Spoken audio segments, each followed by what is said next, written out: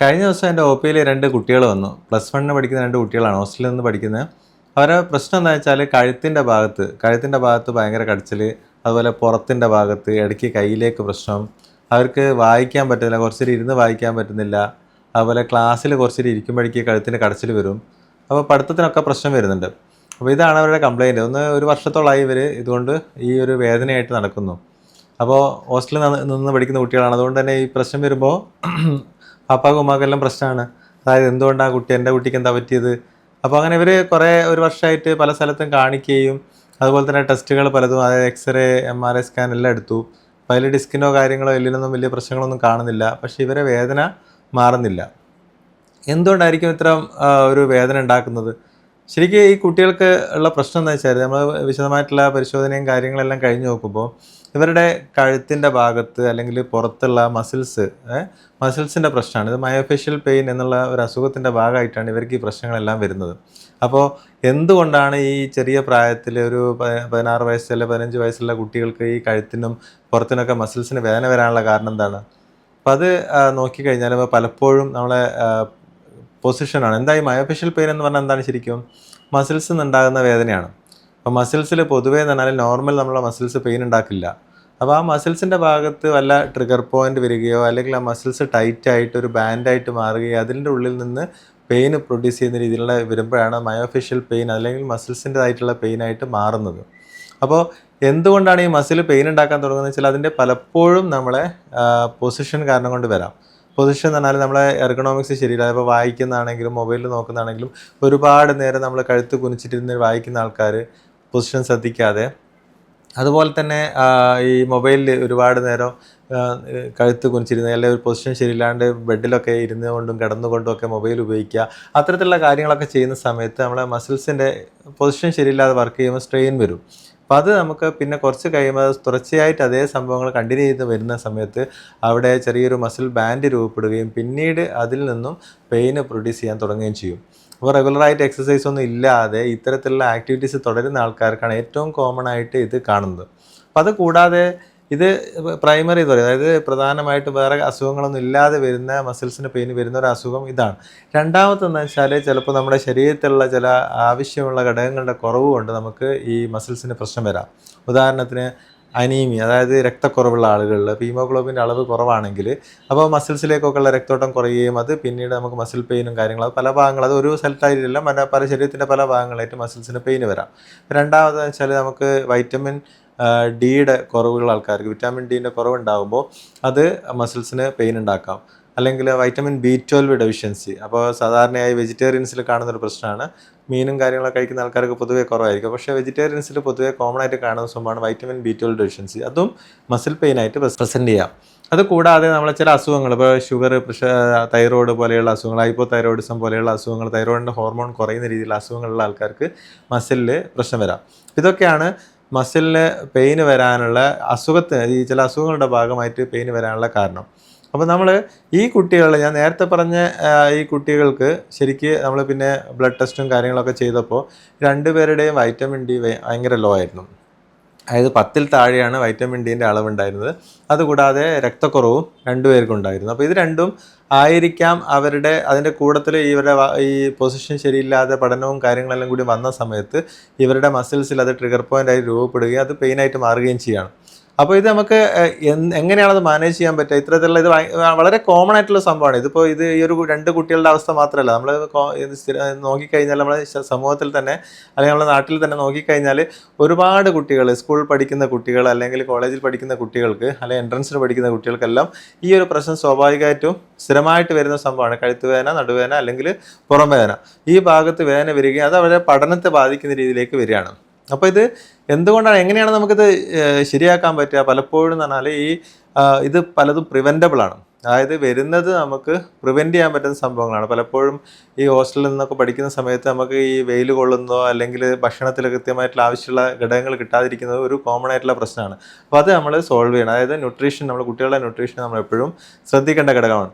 പിന്നെ പുറത്തുള്ള കളികൾ, അതായത് വൈകുന്നേരം പുറത്തുനിന്നുള്ള കളികളൊക്കെ പണ്ട് സ്ഥിരമായിട്ടുണ്ടാകും. ഇപ്പോൾ അത് വളരെ കുറവായതുകൊണ്ട് തന്നെ വൈറ്റമിൻ ഡിൻ്റെ അളവ് കിട്ടുന്നത് നമ്മുടെ കുട്ടികൾക്ക് കുറവാണ്. അങ്ങനെയാണെങ്കിൽ നമ്മളത് സപ്ലിമെൻറ്റ് ചെയ്യാം. പുറത്തിറങ്ങി കളിക്കാനുള്ള സാഹചര്യം നമുക്കില്ല. വൈറ്റമിൻ ഡി സാധാരണ നമ്മുടെ ശരീരത്തിൽ ഉൽപ്പാദിപ്പിക്കുന്നത് വെയിൽ ശരീരത്തിൽ സ്കിന്നിൽ കൊള്ളുമ്പോൾ ശരീരത്തിൽ തന്നെ ഉൽപ്പാദിപ്പിക്കപ്പെടുന്ന ഒരു വൈറ്റമിൻസാണ് വൈറ്റമിൻ ഡി. അപ്പോൾ അത് അത്തരത്തിൽ നമുക്കൊരു വെയിൽ കൊള്ളുന്നൊരു സാഹചര്യം ഇല്ലെങ്കിൽ നമ്മൾ എന്ത് ചെയ്യണം? നമ്മൾ പുറത്ത് ഇറങ്ങി കളിക്കാൻ പറ്റാത്തൊരവസ്ഥയാണ് അത്തരത്തിലുള്ളതാണെങ്കിൽ നമ്മൾ വൈറ്റമിൻ ഡി സപ്ലിമെൻറ്റ് ചെയ്യണം. അപ്പോൾ അത് ആ രീതിയിൽ ചെയ്ത് കഴിഞ്ഞാൽ അത് നമുക്ക് കിട്ടും.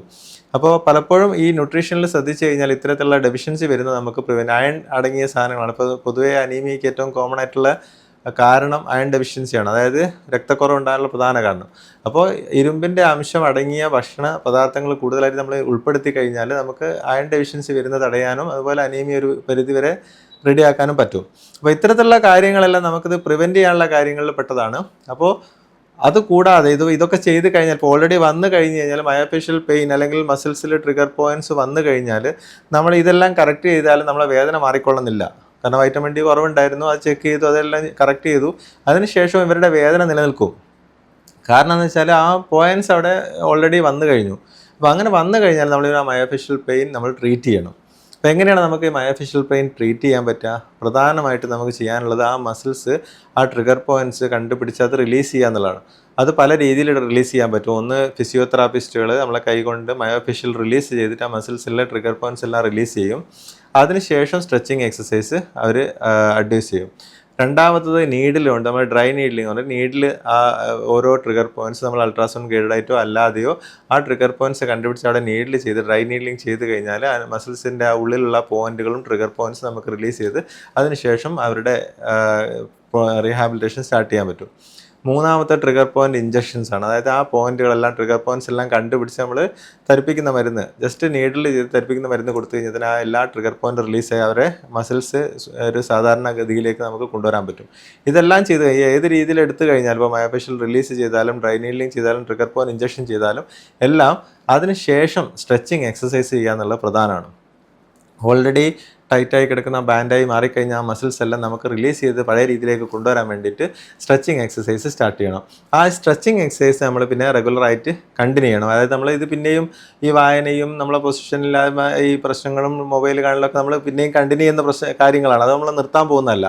അപ്പോൾ അതുകൊണ്ട് തന്നെ നമ്മൾ വീണ്ടും ഈ റിലീസ് ചെയ്ത് മസിൽസൊക്കെ റിലീസ് ചെയ്ത് നോർമൽ ലെവലിലേക്ക് വന്നു കഴിഞ്ഞാൽ നമ്മൾ മസിൽസിൻ്റെ സ്ട്രെച്ചിങ് എക്സസൈസ് സ്റ്റാർട്ട് ചെയ്യും. മസിൽസ് എല്ലാം റിലാക്സ് ചെയ്ത് നോർമൽ അവസ്ഥയിലേക്ക് വന്നതിന് ശേഷം, പെയിൻ കുറഞ്ഞതിന് ശേഷം നമ്മൾ ഈ നെക്കിൻ്റെയും ബാക്കിൻ്റെയും ഉള്ള മസിൽസിൻ്റെ സ്ട്രെങ്തനിങ് എക്സസൈസിലേക്ക് പോകും.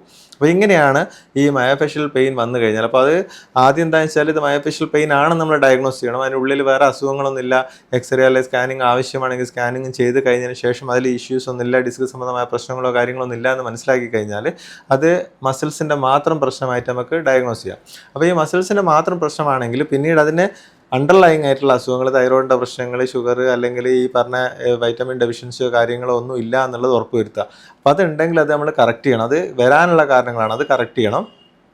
കൂടാതെ ഇപ്പോൾ ഉള്ള മസിൽസിൻ്റെ ഉള്ളിലുള്ള ട്രിഗർ പോയിൻറ്റ്സ് ഒക്കെ റിലീസ് ചെയ്ത് അതിൻ്റെ സ്ട്രെച്ചിങ്ങും എക്സസൈസും കാര്യങ്ങളെല്ലാം സ്റ്റാർട്ട് ചെയ്യുക. അതിനുശേഷം നമ്മൾ പിന്നീട് വരാതിരിക്കാൻ വേണ്ടി ആ എക്സസൈസ് കണ്ടിന്യൂ ചെയ്യും. അതോടൊപ്പം തന്നെ ഈ വരാനുണ്ടായ കാരണങ്ങളായിട്ടുള്ള പൊസിഷൻ, അതായത് എന്താണ് അവരുടെ എർഗണോമിക്സ്, അവർ പഠിക്കുമ്പോഴുള്ള പൊസിഷൻ, അവർ ബുക്ക് വെക്കുന്ന രീതി, അല്ലെങ്കിൽ കമ്പ്യൂട്ടറിൻ്റെ മോണിറ്ററിൻ്റെ ലെവൽ ശരിയാണോ, അതൊക്കെ നോക്കി നമ്മളെ ചെയർ നമ്മൾ നോക്കിയിട്ട് അഡ്ജസ്റ്റ് ചെയ്യുക. അപ്പോൾ അത്തരത്തിലുള്ള നമ്മളെ പൊസിഷനും കാര്യങ്ങളും എർഗണോമിക്സ് എല്ലാം നമ്മൾ അതിൻ്റെ കൂട്ടത്തിൽ കറക്റ്റ് ചെയ്ത് കഴിഞ്ഞാൽ അത് പിന്നീട് ഒരിക്കലും വരാത്തൊരു അവസ്ഥയിലേക്ക് നമുക്കത് പൂർണ്ണമായിട്ട് തന്നെ മാറ്റിയെടുക്കാൻ പറ്റും. അത്തരത്തിലുള്ളൊരവസ്ഥ. അപ്പോൾ നേരത്തെ ഞാൻ പറഞ്ഞ കുട്ടികൾക്ക് അവർ 2 വർഷമായിട്ട് ഉണ്ടായിരുന്ന ഒരു വേദനയായിരുന്നെങ്കിലും നമ്മൾ ഈ ട്രിഗർ പോയിൻ്റ് ഇഞ്ചക്ഷൻ സ്റ്റാർട്ട് ചെയ്തു, ട്രിഗർ പോയിൻ്റ് ചെയ്തു, ആ മസിൽസൊക്കെ റിലാക്സ് ചെയ്തതിന് ശേഷം അവർ സ്ട്രെച്ചിങ് ഒക്കെ ചെയ്തപ്പോൾ അത് മെല്ലെ മെല്ലെ അവർ പെയിനൊക്കെ മാറി തുടങ്ങി, ഇപ്പോൾ എക്സസൈസ് ചെയ്ത് തുടങ്ങിയിട്ടുണ്ട്. അപ്പോൾ അത് ആ രീതിയിൽ നമ്മൾ ട്രീറ്റ് ചെയ്ത് പിന്നെ തിരിച്ചവരെ വൈറ്റമിൻ ഡിയും കാര്യങ്ങളെല്ലാം സപ്ലിമെൻറ്റ് ചെയ്ത് അത് കറക്റ്റ് ചെയ്ത് കഴിഞ്ഞാൽ പിന്നീട് അത് വരാത്ത രീതിയിലേക്ക് തന്നെ അവർക്കത് കൊണ്ടുപോകാൻ പറ്റും.